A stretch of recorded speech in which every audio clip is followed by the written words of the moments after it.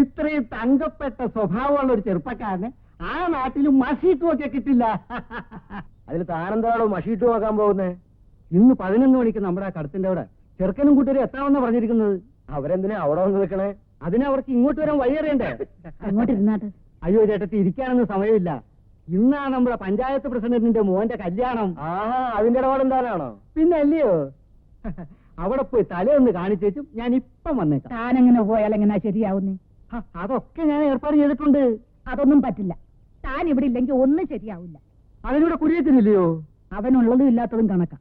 ചേർത്തി, ഈ നാട്ടിൽ ഏറ്റവും ബിസിയായ ഒരു ബ്രോക്കറാ ഈ മാത്തച്ഛൻ. മാത്തച്ഛനില്ലാതെ ഈ നാട്ടിൽ ഒരു കല്യാണം നടക്കത്തില്ല. അത് ശരിയാ. എവിടെ കല്യാണം ഉണ്ടോ അവിടെ മാത്തച്ഛനും വാടാ. അപ്പച്ച, അവരെ കണ്ട എനിക്കെങ്ങനെ മനസ്സിലാവുക? എടാ, അവരൊരു ചന്ദന കളറുള്ള മാരുതി കാറിലാ വരുന്നത്. നീ ആ കടത്തേടവിന്റെ അവിടെ പോയിരുന്നാ മതി.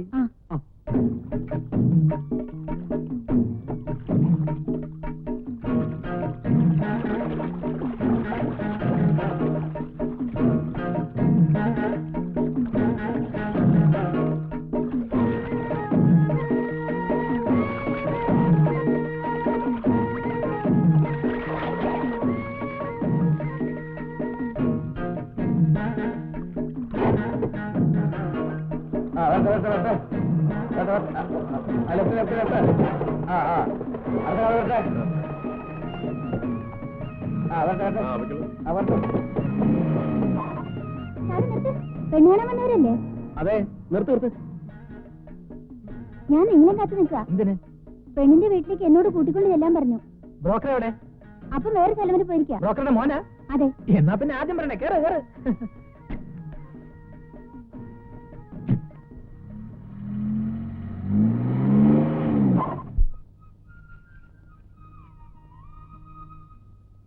എന്റെ ചേട്ടനായതുകൊണ്ട് പറയല്ല, ഇത്രയും നല്ലൊരു ചെറുപ്പക്കാരൻ ഞങ്ങളുടെ നാട്ടിൽ വേറെ ഇല്ല. നാട്ടില് ഞങ്ങൾ തൽസ്വഭാവി ബ്രദേഴ്സ് എന്നാ അറിയപ്പെടുന്നത്. സോറി. ചെറുക്കനെ കണ്ടാൽ തന്നെ അറിയാം പാവമാണെന്ന്. പക്ഷേ നിന്റെ മുഖത്തൊരു കള്ളലക്ഷണം ഉണ്ടല്ലോ. അത് മുമ്പില്ലായിരുന്നു, അടുത്ത കാലത്തുണ്ടായ ഒരു കാർ ആക്സിഡന്റിൽ പറ്റിയതാ. എന്താ ഇയാളൊന്നും മിണ്ടാത്തത്? അല്ല, അത് പിന്നെ നാണവാ, ഇതുവരെ തല ഉയർത്തി ഒരു പെണ്ണിന്റെ മുഖത്തോലും നോക്കിയിട്ടില്ല. എന്താണോ ഇത്? പെണ്ണിനെ കാണാൻ ധൃതിയായല്ലേ? അതല്ല. അതന്നെ. ഞാൻ പോയി വിളിച്ചോണ്ട് വരാം. അതെ, പെണ്ണ് വരുമ്പോ ചോദ്യങ്ങളൊക്കെ ഞാൻ ചോദിച്ചോളാം. ഇച്ചായം കുട്ടിയുടെ നടത്തവും സംസാരവും ഒക്കെ വാച്ച് ചെയ്താൽ മതി. നിന്റെ ഈ ചോദ്യങ്ങൾ കാരണമാണ് കോട്ടയത്തെ കല്യാണം കുളം കുത്തിയത്. അതെന്റെ കുഴപ്പമില്ല. രൂപവും ഭാവവും കണ്ടപ്പോ അത് പെണ്ണിന്റെ അമ്മയായിരിക്കുന്ന ഞാൻ കരുതിയത്. സത്യം പറ, അത് അമ്മയല്ല കുട്ടിയാണെന്ന് അറിഞ്ഞപ്പോ ഇച്ചായനൊന്നും ഞെട്ടി.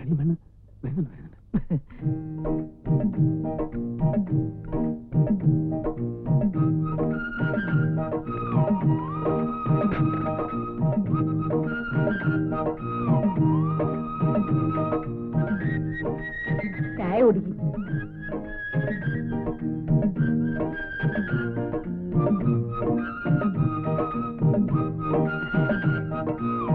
പേരെന്താ പറഞ്ഞത്? ശാന്തമ്മ. ഏതുവരെ പഠിച്ചു? 4ാം ക്ലാസ് വരെ. അമ്മച്ചിക്ക് മറുപടി പറയാനുള്ള ചോദ്യങ്ങള് ഞങ്ങൾ വേറെ ചോദിക്കുന്നുണ്ട്, അപ്പൊ പറഞ്ഞാ മതി. ഏതുവരെ പഠിച്ചു? BSc പാസ്സായി. തെക്കും തലക്കാരെന്ന് പറഞ്ഞ ഈ നാട്ടിൽ എല്ലാരും അറിയും. ഈ തെക്കും തല എന്ന പേര് വരാൻ കാരണം? അല്ല, നിങ്ങളുടെയൊക്കെ തലകളുമായി ബന്ധപ്പെട്ട ഐതിഹ്യങ്ങൾ എന്തെങ്കിലും? ഞാൻ വെറുതെ ചോദിച്ചെന്നുള്ളേ ഉള്ളൂ. എവര് കുട്ടിയായിരിക്കുമ്പോ തന്നെ എവരുടെ അപ്പനും അമ്മയും മരിച്ചു. പിന്നെ ഞാനായി എവരെയൊക്കെ വളർത്തിയത്. ഹായ്.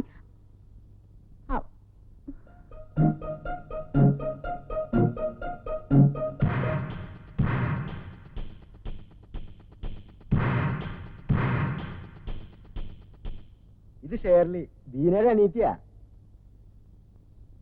എറണാകുളത്ത് പഠിക്കുക. ബീനനെ കാണാവുന്നവരാ. നോക്കൂ, നമ്മൾ ഇതിനു മുമ്പ് എവിടെയോ വെച്ച് കണ്ടിട്ടുണ്ടല്ലോ. ഇല്ല, ഞാനങ്ങനെ ഷോപ്പിങ്ങിനൊന്നും പോവാറില്ല. അപ്പൊ മനസ്സിലായി. എന്ത്?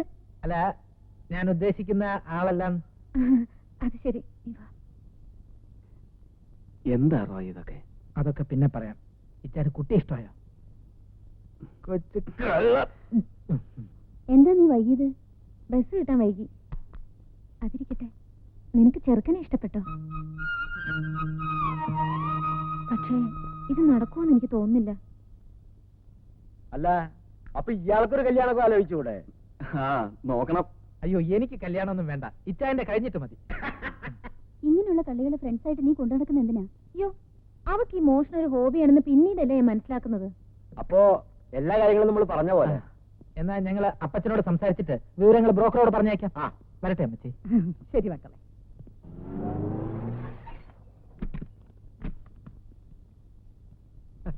ആ വരൂ വരൂ വരൂ. ഇവര് വഴി അറിയാതെ കടവിൽ കുടുങ്ങിപ്പോയി, അതുകൊണ്ടാ ലേറ്റ് ആയത്. ഇവരൊക്കെ ആരാ? ഇത് കല്യാണ ചെറുക്കൻ, ഇത് കല്യാണ ചെറുക്കന്റെ അപ്പൻ. നമസ്കാരം. ഞാൻ എന്റെ മകന്റെ അടുത്ത് അടയാളം പറഞ്ഞു കൊടുത്തിരുന്നത് ഇവര് മാരുതി കാറിൽ വരുന്ന. കാറ് കേടായതുകൊണ്ട് ഇവര് വേറെ കാറ് വിളിച്ചു വന്നു. അപ്പൊ ഇവരോ?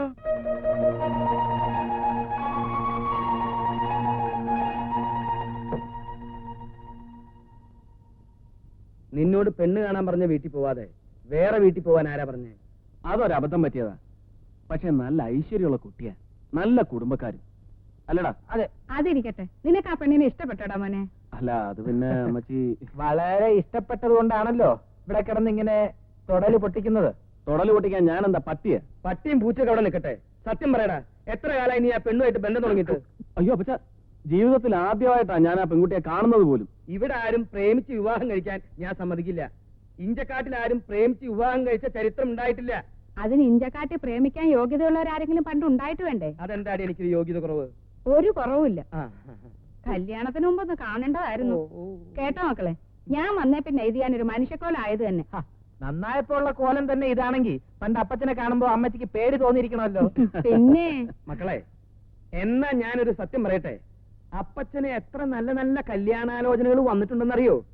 ഈ ജാതിയൊന്നല്ല, സുന്ദരികള് ധാരാളം സ്ത്രീധനും. പിന്നെ സുന്ദരികൾ വരുന്നു. നിങ്ങളുടെ പണ്ടത്തെ കോലം മനുഷ്യര് കാണാതിരിക്കാൻ വേണ്ടിട്ടല്ലേ നമ്മുടെ കല്യാണ ഫോട്ടോ എടുത്ത് കീറിക്കളഞ്ഞത്? ആര് കീറി കളഞ്ഞു? നിങ്ങൾ കീറിക്കളഞ്ഞു. ദേ വേണ്ടാത്ത വർത്തമാനം വേണ്ടാതെ പറയരുത്. ഞാനാണോ ഇപ്പൊ പറഞ്ഞത്? വേണ്ട വേണ്ട, അത് നിർത്ത് തന്നെ. നിർത്ത്. അപ്പച്ചൻ ആ ഫോട്ടോ കീറിക്കളഞ്ഞതിൽ ഏറ്റവും അധികം സന്തോഷിക്കുന്നത് ഞാനും ഇച്ചായനുമാ. പറഞ്ഞു കൊടുക്കടാ. ആ, കുഞ്ഞുനാളിൽ ഓരോ കാര്യത്തിന് കരയുമ്പോ വല്യമ്മച്ചി ആ ഫോട്ടോ കാണിച്ച് പേടിപ്പെടുത്തിയ ഞങ്ങളുടെ കരച്ചിൽ നിർത്തിക്കൊണ്ടിരുന്നത് ഇല്ലേ ചായ? അതന്നെ. ഒറ്റ പെടവെച്ചെന്നുണ്ടല്ലോ. എന്നതാണെന്ന്? അല്ല, ഇവനെന്തിനാ കിടന്ന് കയറി പൊട്ടിക്കണേ? അവന്റെ കഴിഞ്ഞാലല്ലേ ഇവന് കെട്ടാൻ പറ്റൂ. അതിന്റെ തിരക്ക് തന്നെയാ. കെട്ട്. ഇവന് അസുഖമായി കിടന്നപ്പോ നമ്മൾ രണ്ടുപേരും കൂടി നേർന്ന നേർച്ചയും കാഴ്ചയൊക്കെ നീ മറന്നോ? എന്താണത്? മോനെ, നിന്റെ അസുഖം മാറിയ നിന്നെ പള്ളിയിൽ അച്ഛനാക്കാന്ന് ഈ അപ്പച്ചന് നേർച്ചയുണ്ട്. എന്നാ അപ്പച്ചൻ ഒരു വാക്കെന്നോട് നേരത്തെ പറയണ്ടേ? എനിക്കും നേർച്ചയുണ്ട്. എന്ത്? അതെ, എനിക്ക് ജനിക്കാൻ പോകുന്ന കുട്ടിയെ പള്ളിയിൽ അച്ഛനാക്കാമെന്ന് ഞാനും വളരെ നേരത്തെ നേർന്നതാ. ആ നേർച്ച മാറ്റി വെച്ചേക്ക്. എന്നാ അപ്പച്ചന്റെ നേർച്ച അപ്പച്ചൻ കൊണ്ട് മാറ്റി. ഞാനത് മാറ്റി വെച്ചു. ഞാൻ മാറ്റി. ഞാൻ മാറ്റി. എന്താ ഇത്? ഒന്ന് നിർത്തുന്നുണ്ടോ? അതെ, ഇച്ചാന്റെ കാര്യത്തിൽ ഒരു തീരുമാനം പറ. ഇവൻ ആ പെങ്കൊച്ചിനെ ഇഷ്ടമെങ്കിൽ നമുക്ക് അതങ്ങ് ആലോചിച്ചാലോ? അങ്ങനെയാണെങ്കിൽ അമ്മച്ചി നാളെ തന്നെ പെണ്ണിന്റെ വീട്ടിൽ പോയി പറഞ്ഞുറപ്പിക്കണം. അല്ലെങ്കിൽ പിന്നെ വേറെ ആരെങ്കിലും പോയി കല്യാണം ഉറപ്പിച്ചിട്ട് പോയാ പിന്നെ പറഞ്ഞിട്ട് ആ, കാര്യം. അതിനെ കുറിച്ചൊന്നും ഓർത്ത് ഇച്ചായൻ വിഷമിക്കണ്ട. ഇത് നടത്തുന്ന കാര്യം ഞാൻ ഏറ്റു. ഏതായാലും അപ്പച്ച ഓക്കെ പറഞ്ഞല്ലോ. ഞാനിപ്പോ ഓക്കെ പറഞ്ഞു. ഓക്കെ പറയുമല്ലോ. നീ എന്താ? എന്തിന്? ആ, ദേ എന്റെ മക്കളെ, ഞാൻ ഇന്ന് വരെ നിങ്ങളുടെ ഒരു കാര്യത്തിനും എതിരെ നിന്നിട്ടില്ല, ഇനി നിൽക്കൂല. പോരെ? അപ്പച്ച അടിക്ക. വെക്കലവിടെ കോച്ച് കള്ളൻ. അയ്യോ, ഇനി ഒന്നും ചെയ്യാൻ പറ്റില്ല. ആ തൊടുപുഴക്കാരുടെ ആലോചന ഏതാണ്ട് ഉറപ്പിച്ച മട്ട. ഇനി പയ്യന്റെ ആൾക്കാർ വന്ന് കല്യാണ തീയതി നിശ്ചയിച്ച മാത്രം മതി. ഞാൻ വേറെ വഴിക്ക് അന്വേഷിച്ചപ്പോ ഒന്നും അങ്ങോട്ടെങ്ങനെ ഉറപ്പിച്ചിട്ടില്ലാന്നാണല്ലോ അറിഞ്ഞത്.